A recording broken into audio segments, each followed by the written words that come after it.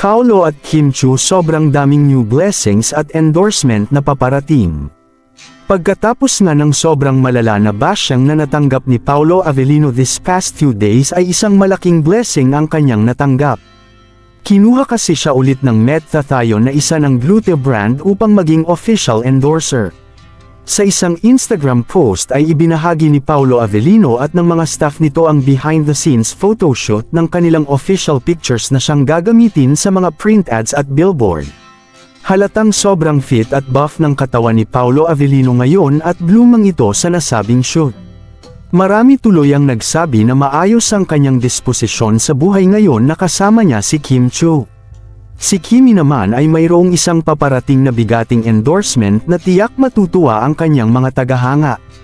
Tunay ngang sobra ang tiwala na ibinibigay ng ating mga producers at advertisers sa tambalang Kim Chiu dahil kahit may magnaninira ay patuloy pa rin silang namamayagpag sa kani-kanilang karera.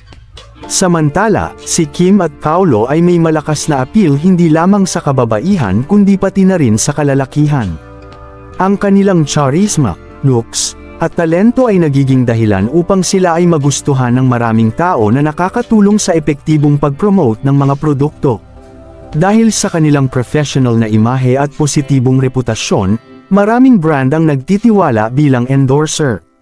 Ang pagiging relatable at maayos na public image ay nagpapataas ng tiwala ng mga consumer sa mga produktong ine-endorso.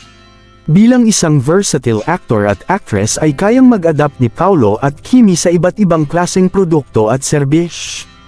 Mula sa fashion, food, hanggang sa lifestyle brands.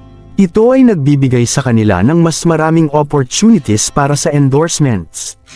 Patunay ito na epektibo ang kanilang influence sa mga tao sa iba't ibang henerasyon. Hindi lang ito ang first time na nagkasama ang dalawa sa iisang endorsement dahil mayroon na rin silang past influence nung hindi pa sila ang love team.